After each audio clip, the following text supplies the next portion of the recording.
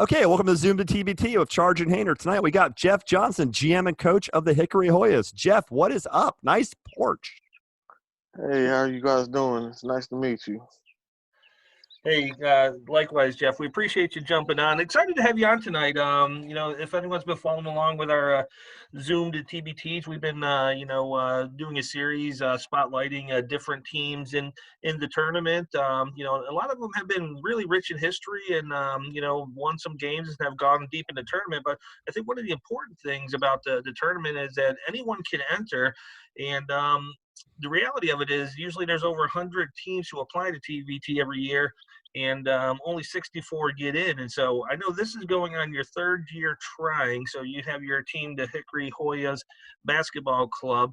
And so just tell me a little bit about how you got involved in TBT going, I guess that would have been 2+ years ago. And why do you keep coming back and trying to get in?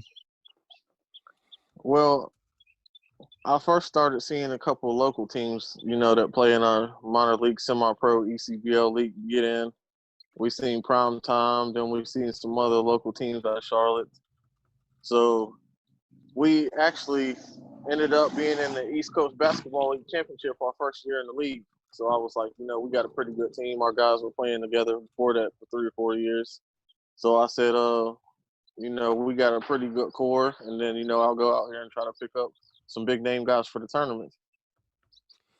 Yeah, and I mean, we're talking about this a little bit because having a history like yours where you're playing basketball, I mean, for real, you're playing basketball in a real league, playing for cash, trying to get it done, but you're not an alumni team. Like, getting selected has a lot to do with, the ability to buy tickets. Let's not pretend. Basketball is basketball, business is business. So obviously drawing fans is a big part. So what are the challenges of a non-alumni team like Hickory getting a fan base to get behind you? How can you get support to make your admittance more assured? Well, most of the time our fans are, friends and family of our players or fans of the guys that played overseas and stuff like that. Every year, our followers and stuff go up on social media. Once we start to win more, people start to follow us. And every year, I try to add more talent. Every time I see a guy that's home from overseas or somebody that I played against in college, something to make my roster stronger. Yeah, so you mentioned the ECBL, and I kind of want to go back there for a minute. So obviously, a lot of the folks who follow TBT are familiar with the Primetime Players, where, I think it's a similar makeup what you have, a core of you guys playing at ECBL every year, and then you get some overseas pros back that fill the gap. So now, you said that you guys were the runner-ups that 1 year. Now, is it my understanding you guys have actually beaten Primetime Players in the past? We haven't actually beaten them in an official ECBL game, but there's like a couple local tournaments and stuff over the summertime. We've got a couple wins. Yeah, that's interesting too. Because I mean, we always can you describe what an ECBL circuit is? Because a lot of people don't understand basketball, and there's great basketball at all levels. We've taught a lot of guys from Europe, a lot of guys from Latin America, Mexico, Spain, whatever. What is it like playing in a league like that? What's the region it covers? How's the travel work? How often do you play? What kind of money are you trying to make out of this? What's it like in the ECBL? Well, Chris Thomas for the Primetime Players runs a pretty tight ship. He's not going to let anybody cancel games or anything like that. And most of the teams are in the Georgia region, North Carolina, South Carolina, up to Virginia. Our season starts from March till usually June or July. And a lot of guys in the league, a couple of, for instance, I got a guy that, made it. He played in the G League. We got G League guys, top level overseas guys. There's some pretty good talent out there. Yeah, so looking back at last year, we do some bracketology, and every year me and Hayner and try to project our brackets, and we believe you were probably one of the last teams left out of the tournament last year. And I think for a number of factors, the growth of the alumni team has made it hard for people to follow in Primetime's footsteps and the Showtimes of the world that, are very similar to yours. And obviously talking with you this past week and seeing some of your online presence, you have a lot of belief in your players and their ability, not only, compete in the ECBL, but to win games in the TBT. So what's it going to take? What does the selection committee need to understand, or what are they missing about Hickory Hoyas basketball that they need to consider in TBT 2020 and get you guys in the game? Lobby directly, man. Lobby directly. I mean, I have a lot of guys that they might not be named, but they have a lot of stuff behind their name. I got guys that were the only Division II guys to play in Division I All-Star games. I got guys that set records in the nation and they played Division II basketball. I got guys that, they're more athletic than some of the guys that are playing out here in the G League and the TBT already. Yeah, no, I mean, I'm looking at the roster and like I won't lie, Charge did a lot of legwork because I can barely read. But I mean, you're looking at this. You got Big South players who played at High Point. Shout out to Tubby Smith, and he was a former Memphis coach at High Point. You got guys who are playing German Pro A. You got guys who got a cup of coffee in the summer league. You got guys who played at Wake Forest, West Virginia State. You've got guys who have played at the higher levels, which talks about the depth of the tournament. So, like, as a team that's trying to get in with D2 or guys who are in smaller rosters, like, what kind of confidence does it take to go up against those big dogs and come out with a win? Like I said, my guys have played together for about 5 or 6 years. We've been in games where we were down 18 and, we ended up coming back to win on a road trip that was down in Savannah, Georgia. A lot of my guys are, high-level IQ guys that you need to play at this type of level. I just feel confident about my guys. Yeah. So what brand of basketball would we expect from Hickory Hoyas? Like I said, Hayner mentioned most of your players are kind of some of your top folks with Bowman and Choice, Robinson, Ray. And it looks like you had a good mix of guys, some defensive guys, some shooters, some scorers. So if someone sat down and watched one of your games with that group of guys, what would they expect to see on the court? For one, we like to get up and down. I got a lot of athletic guys. I do have a lot of guys that like to play defense. I think we can put up with points with just about anybody that's in a TBT. That makes sense. Yeah, and I mean, looking at some of the teams you might be playing, I mean, you guys are in the West Virginia Regional. You're looking at possibly the D2, the underground guys, talking about Heard That, the Marshall alum, talking about Best Virginia, the prohibitive favorite, Jimmy V, who we're going to have on next week, the Web with Richmond, the Region, Underground Kings, Southern Smokies, your rivals Primetime, your local ECBL rivals. Like, where do you guys fit into that? Like, assuming you guys do get a 7-8 seed if you're in, like, what's it going to take for you to start to get out of that West Virginia Regional and go to Dayton?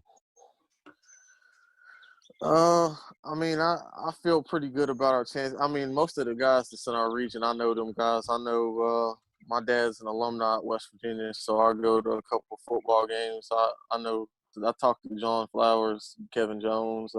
I know a couple of the Marshall guys, Primetime.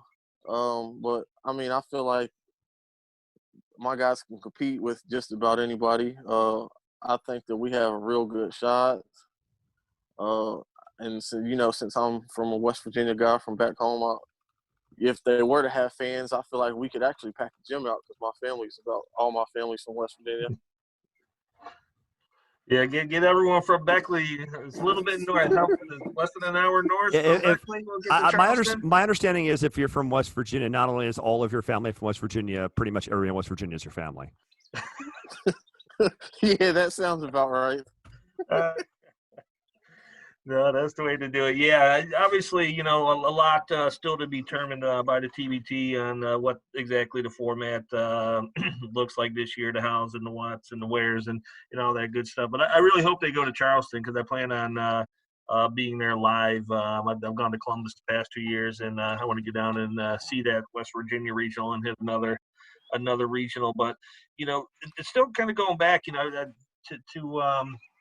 that difference where it's just so hard to break the ice after two times trying, haven't made it in yet. So this is the year that we really need you to crack the ice. So when you look at that regional, some of those teams are pretty much like are locks like the West Virginia and Herd. So, you would have to jump over a Primetime. The Southern Smokies looks to be a good kind of blended team with some Eastern Tennessee State guys, I believe that was. Illinois BC Underground Kings looks like a bunch of D2 guys. So, as far as that goes, you feel pretty confident you can line up against them and move to the top 8 of that region. Yeah, I feel like that we should probably be a 7 or 8 at least, in the West Virginia region. Last season we there was something that happened in Memphis, and they was looking for another team to jump in. They didn't notify us in time. Actually, we were supposed to be out there. That's interesting because the Memphis 901 regional. Go ahead. Stepped in. Your guys from 901 stepped in and put up a good Willie game. Kemp, Willie Kemp's team, yeah, because Willie Kemp played for the I'm a big Memphis guy, and Willie Kemp played for the Memphis team. He was actually the key bench player on the Final Four team. That didn't happen because their thing is like that obviously happened. I watched all those games. If you're hearing this, Derrick Rose, I'm kidding. I'm sure you passed the SAT on your own. No, but no, I love D Rose. He's gonna hear this. I'm gonna be in trouble now. Holy shit. No, but you're wearing that shirt too. It's interesting because you're obviously it's a bold move to be wearing a West Virginia shirt. So you're trying to get out of their regional. I like that. That's some chutzpah. But like, it's kind of interesting for all of us guys who follow teams that we didn't go to school at. Like, I'm a D3 guy. I went to WashU St. Louis, but I'm a big Memphis fan. Like, can you talk about the split loyalties of like following alumni teams, playing for a semi-pro team? Like, how do you get the loyalty in that region? Like, West Virginia and Marshall are the 2 top teams there. And last time I checked, everybody in West Virginia who's one big family is one of those fan bases. How are you going to pick off some of those fans? How are you going to get the crowd behind you? Yeah, it's going to be pretty hard. I have a few of my family that actually went to Marshall. I got a few of my family that, played in West Virginia. But, a lot of my family they're going to pick family over, sports teams. Yeah. Nice family you got there. Not mine wouldn't do that. Yeah, his girlfriend, she's going to stick with Syracuse, even though he's been trying to convert her to Memphis for, I can't believe what you say. 20 years. But the reason is, and let's be honest here, she really kind of hates me. Like, once this COVID thing's over and we can actually like move out, I'm pretty sure she's breaking up with me and throwing my shit on the street. Yeah, it's going to be the post-COVID the post-COVID situations. Oh, heavens. So, yeah, now I assume you're a fan of the game a little bit as well. So, following Primetime, I know you know those guys well. So what do you think about the Elam ending? Is that did you guys incorporate that in the ECBL? Did I hear that you actually use that in that league now? Yeah, we have everybody plays 12 games. Some guys actually played a couple extra 13. If you had a 13th game, then your 13th game was an Elam inning. And last season, since us and Primetime went to the championship, our first game of the season, we played against each other as the Elam inning, just to kick off the season, something different. Yeah, I mean, it's pretty interesting with the Elam ending allowing like, I want you to just expand a bit about that. Like, what was it like having the Elam ending in a planner? Like, so you've played in the format. How does that make the strategy different? It's a lot different. We're at a lot of the games that we play, we're used to, being up at the end of the game, and this time you actually had if you were down, grind down and play some defense and take care of the possessions. I mean, it was something that would really open our team's eyes and everything. Something to get used to. Yeah, so as we get a little closer to closing, one thing we always like to learn about people is some of their favorite TBT moments. And I know you guys, your favorite TBT moment has yet to come. It's going to be when the selection committee finally puts Hickory Hoyas basketball up on the board and get you guys in it. But I assume you're a fan of the game and been following along for a few years now. So just as obviously you want to be playing your competitor, but just as a fan and watching the games, waiting for your turn to get in. What stuck out to you? What's some of your favorite TBT moments? The last couple of years, I've watched all the North Carolina stuff. I watched when they played at Queens. I watched when they were in Greensboro. I was a real big fan of the CP3 teams that played in it last year. You know, I like the shot my boy PJ Harrison hit. Oh, big shot. Yeah, and we just had Tampa 2020 on.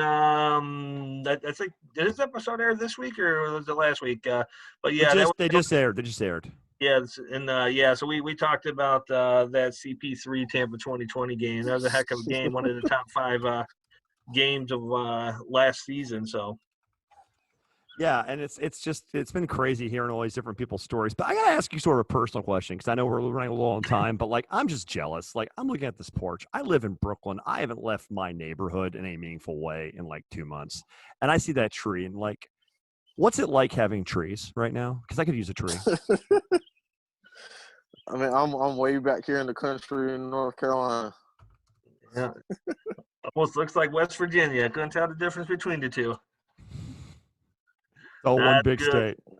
Hey, you know, before we get to closing, we'll let Hayner close it out in a second. So, just any other parting words, you know, for I know the TBT folks, you know, follow our Zoom to TBT and they watch the episode. So, any final words for a selection committee? I know it's going to be tough after the conference call today, you know, with some of the new revisions and everything, but. And all that stuff's still pending too, so we don't know if any of that stuff's final, obviously. So we'll see. Yeah, you know, if worst comes to worst, I still got one more guy that I can add to my roster. But I'd like to, you know, if the TBT gives me a shot, you know, to get in and everything this year, obviously my guys are going to make the most of it. I feel like we can play with anybody in the country. We can play with anybody in the country, man. That sounds like a great place to end it. Jeff Johnson, GM of the Hickory Hoyas. Thanks for coming on tonight, man. I appreciate you guys having me. Thanks, Jeff. Appreciate you.